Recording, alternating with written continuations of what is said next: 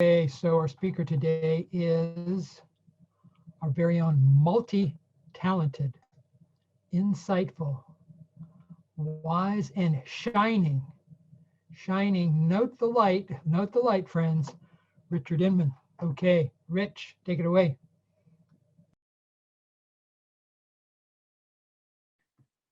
Oh, Whoops, can't hear you. oh, here we go. Am I here? Can you hear me now? Okay, good. Um, Thanks for that message, Brian. That was needed and wanted. Appreciate it. And thanks for everybody showing up. Otherwise, I would be talking to myself by myself, and that would be not as much fun, I guarantee. Um, it was interesting listening to the songs that Jan and I had written this last year, most of them during the pandemic. And what a great gift to be able to have those songs come through and then uh, get to listen to them on TV. Because I've always wanted to be on TV, and now I'm on TV. Um, yeah, yeah. I just want to send out a big thank you to this church for creating an environment uh, for people like me and many of you to express ourselves and allow ourselves to shine. Uh,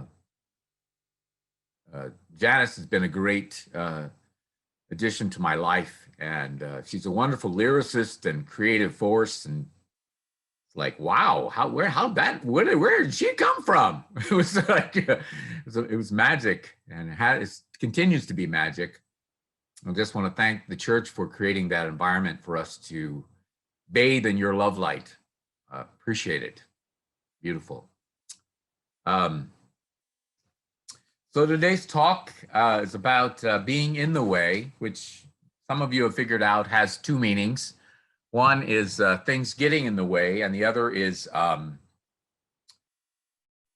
flowing with the way. Uh, the way being, I was reading up on the Tao. The Tao is an ancient Chinese philosophy, and which it means basically the way, and implies the essential, unnameable process of the universe. And so today's talk is basically going to be about how to get in the flow of the universe when you feel stuck, or that's basically it. There it is. Um, I was, I don't know about you, but I have a news feed on my internet, and one of the news feeds that came up this week, and it was surprising. I'll read it to you. 45% of Americans hit lowest emotional point of their lives during the pandemic. 44%. Now, I don't know if that's accurate or not, but even if it's 34%, really? 44% hit the lowest. This was the worst year of their life. Let that sink in for a second. 44%. That means 56% of us were doing okay. But almost half of us were like, wow, that was the worst year. This has been the worst year of my life. And it's been weird. I'll just acknowledge this has been just one of those years where it's like, no, this has been like one of those Armageddon movies, where it's like, and now you don't have enough bad news. We need to give you a little more bad news. So for all of you people, I don't know if anybody in our congregation had the worst year of their life, but if you did, and if you're still stuck in that worst year of your life thing, this is the talk for you, because we are going to give you the tools to crawl on out of that hole. This is from Alan Cohen. He says, the Tao, the way, is the force, is fully present, alive, and unassailable by the illusions that cloud our vision. Let me say that one more time. The Tao, or the way, or The kingdom of God, being in the flow of the universe, tapping into the energy of the universe, is to be fully present, alive, and unassailable, which means cannot be changed, cannot be destroyed by the illusions that cloud our vision. And I have one more quote by Alan Cohen. I love him. His stuff is so clear. I might as well just read one more here. You should look within yourself for answers. Your life is not determined by the stars, or your life is not determined by the pandemic, or the building that just crashed in Florida, or the fires that are happening in Big Sur, or the horrible pandemic that continues through in India. These are the stars. These are the outward appearances that are very easy to attach our consciousness to and horribilize and create more disturbance. It's like Brian was saying, we have the opportunity to pollute our minds, which will create more pollution, or we can clear out our minds and create clarity. It is determined by your state of mind and the choices you make, regardless of how the stars are configured, regardless of what's happening, regardless of the external appearances of your relationships, your car, your house, the world, the way, if you ever tune, I don't know about you, but if you ever watch the news, it's like, what? Another horrible thing is happening? Really? And it's almost like, I mentioned a few weeks ago that, the newscasters say that, if it bleeds, it leads. So regardless of what great things are happening, we gotta focus on the stuff that's bleeding, the stuff that's horrible. Anyway, it says you are in charge of your journey. So many times it feels like, wow, this stuff just keeps happening. I can't believe all this horrible stuff is happening. It's happening to me. But you are in charge of your journey. Make healthy choices, and even if adversity comes, the Tao will show you how to use it to your benefit. Let me say that last line. Make healthy choices, eat pretty good, try to get some good sleep, say nice things, think good thoughts, eat this stuff that we all know, make good choices. And even if adversity comes, which it always does, I guarantee you someone in this congregation will have problems with their car this week. Cars are one of our, it's like, the Tao will show you how to use it for your benefit. How to use it for your benefit. I don't know about you folks, but I'm just thrilled that we're not wearing masks as much. We get to go places. Things are opening up. And one of the things I did this week that was just strangely fun and life-affirming, went to the circus last week. Circus Vargas, it's there in the Madonna Inn parking lot. And, I thought, okay, I'm going to eat some popcorn. I'm going to drink some soda that's bad for me, intentionally, consciously doing something I knew was bad for me, but I wanted a Coke, so I drank one. And I didn't know what was going to happen that night. I thought, oh, it'll be interesting. There'll be a clown. There'll be people on trampolines. It'll be fun. But what I was not prepared for, and which really was a life-transforming experience that night and still stays with me, obviously, because I'm still talking about it, was the performers, the young, vital flyers and trampolinists and contortionists. And, they hadn't had an opportunity to perform for more than a year. And when they got in front of us with what they'd been practicing and what they had put together, their vitality, their zeal, their energy was so like, oh, wow. And I don't know, I've seen trapeze artists, I've I've seen the Ringling Brothers Circus when it was still running, and I've seen a lot of that stuff. These guys were so on it and so intense and so enthusiastic. I was just like, and they were, it looked to me like they were going to kill themselves. They were having so much fun. I was like, oh my God, these people need to calm down. And one of the flyers was doing something impossible. I don't know. It was more than, normally they think, trapeze artists try to do the triple, the famous triple. If you can do a triple, you've made it. These people were doing quadruples and flipping and flying. And one guy was trying to do something impossible and he fell onto a net and the net caught him. And it was like, he just jumped up and said, well, yeah, win some, you lose some. And so the metaphysical takeaway on that little vignette was that we have a net. Wherever we go, we have a net that catches us when we fall. And these guys were not afraid to try something practically impossible. And most of the time they were succeeding. Our net is our connection to the Great Spirit, God, the Tao, the way. When we're tapped into that, and how do we get there? Well, we're talking about it, prayer. And prayer is a kind of a global word. What does it really mean?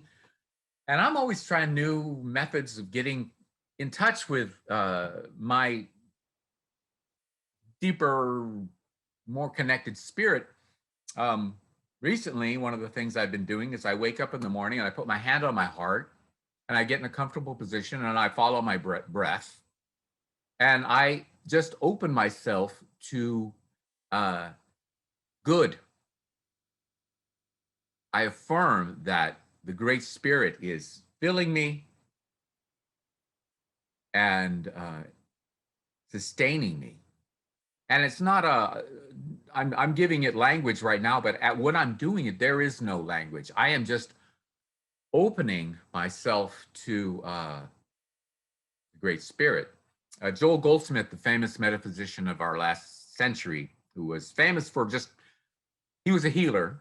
He was initially was a Christian Science practitioner, and then he became, for some reason, no one actually really knows, people would get healed when they'd come see him. And he said, people think that I'm doing something.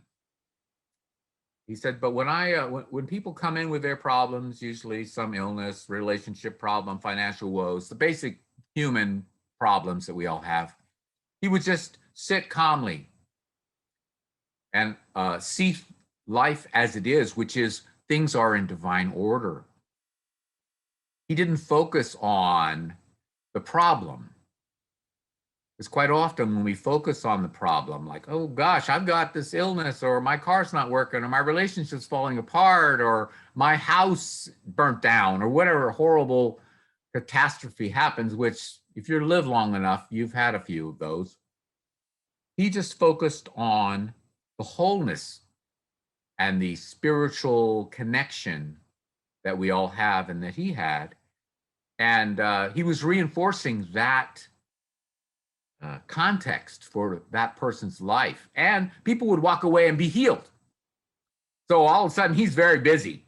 People are not, hello, Joel, I got the problems. Please help. And so, he got very tired and he had to train a bunch of people on how to do this particular healing method. And so there's our first lesson. See things whole and complete and in divine order, because that really is the reality. Even though we've had this 44% of the people going, this is the worst year I have ever had.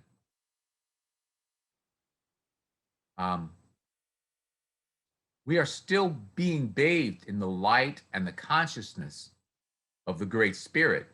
And when we open ourselves up to that, we shine that light wherever we go. And that's our job. That is our job. Our job is to shine our light wherever we go. So not guilt tripping you if you don't do your job, because sometimes we don't do our job. Some days we're like, well, I don't feel that good. Well, that's all part of the plan too. I had an interesting experience this week. I had breakfast with a good friend of mine, and we've been friends for 60 years. We grew up together here in Santa Maria, and we were maniacs. We were roaming the riverbeds and catching snakes and scorpions and, you know, all the kid stuff. And we have that in common. And I've always thought of my friend, his name's Steve. I've always thought of Steve in a certain way. You know, I see him as Steve, 9-year-old Steve, you know. And I was talking to a friend. I said, it's amazing when we get together. It's like we're still 9 years old. We still have this certain rhythm and admiration and respect for each other that we've had for 60 years. And as he was talking, we have a tendency to tell some of the same stories over and over again. You know, it doesn't matter. The content of our communication is not that essential. What's important is that we look at each other and go, hey, love you, man. We've been together a long time. We're still kicking, still having fun. Life is good. That. If we said that, we could probably go home. But, you know, we like to eat our omelet and look at each other.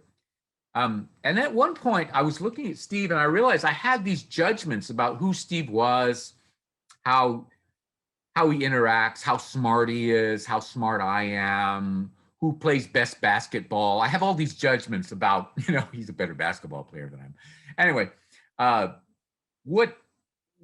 who Steve is. And then I realized there was a whole world of Steve that I had not seen, that I was not willing to allow to be, because I have these mental constructs.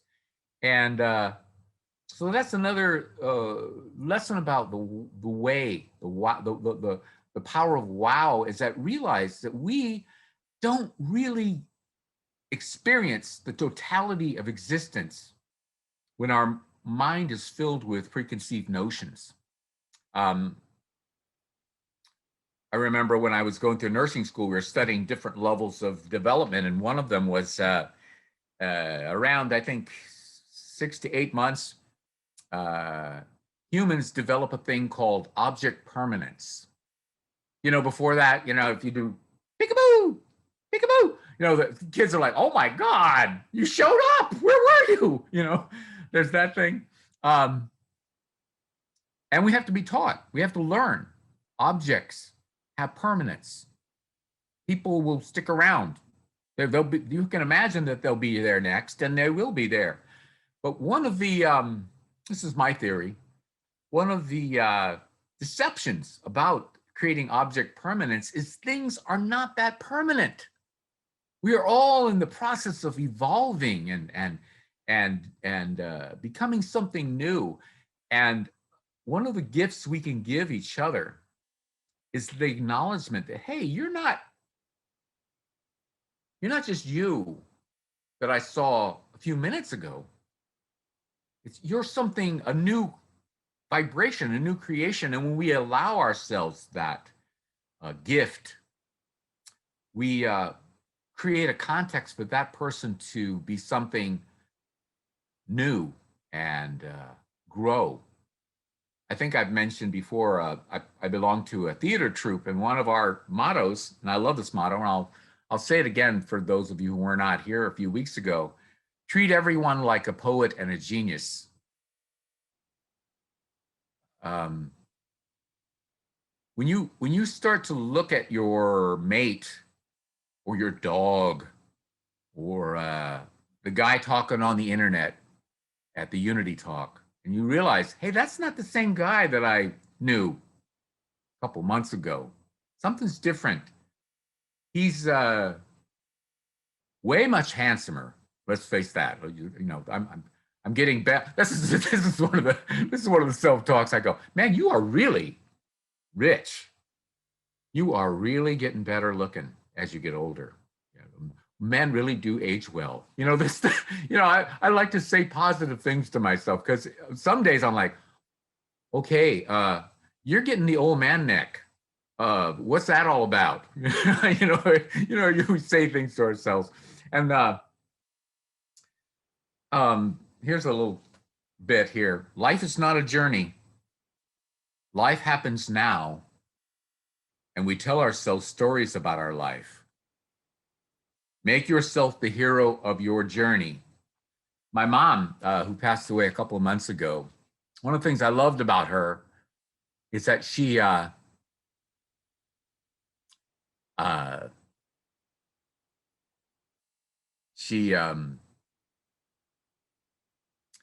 made herself in her stories that she would tell. She was always the hero. She was always, King Arthur killing the dragon. There was always this this force that she needed to overcome, and she would overcome it, and then she was a hero. And I remember talking to her about it one day. I said, "Mom, I've noticed you're always the hero of your stories. Are you always the hero?" And she goes, "Yeah, I am. I'm the hero of my stories." And I want to suggest to you that you make yourself the hero of your story. Now, that doesn't mean that other people can't also be heroes. I have lots of heroes in my life, but I like to tell the story about Richard Inman being a hero. Richard Inman overcoming adversity. Richard Inman triumphing over things that happened that shouldn't have happened, And not that, I've actually stopped telling a lot of those stories because I've told them so many times. It's like, really, Rich? Yeah, that story's getting old. So we are not our stories. A funny quote I heard was Woody Allen said, God, I had this car accident last week and my life flashed before my eyes and I wasn't even there. So many times we make ourselves smaller. One of the reasons why we named our choir a couple years ago, One Mighty Light, is that we are mighty lights. We are mighty energy forces. Something occurred to me a few years ago, because for a while there, especially as a young musician, I would look at musicians who are amazing, incredible concert pianists and composers, and I would say, oh my God, I'm never going to reach that pinnacle. And then at one point I realized my ability to appreciate and see and experience the greatness of others, I wouldn't be able to experience those experiences of greatness without that greatness being present in me. It's a great Ram Dass quote that I love. It says, when you're a pickpocket and you meet a saint, all you see are pockets. If you see greatness around you, if you feel love and greatness and gratitude and peace, and you think, wow, I wish I had more of that, you already have that. You don't get to experience those things without having that. If you don't have that love in you, you don't get to experience that love. So if you're experiencing love and greatness and happiness around you and you're going, wow, I wish I had more of that, you already have it. It's already there. All you have to do is acknowledge it. Say, well, yeah, you know what? I've noticed, I've got to tell a little story.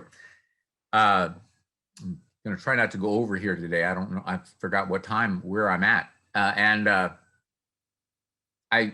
got hired to play a big upscale dinner party last week. Play some classical guitar, and I haven't played classical guitar in a while, but I was a classical guitar major in college, so I still can play some songs. It's still pretty good.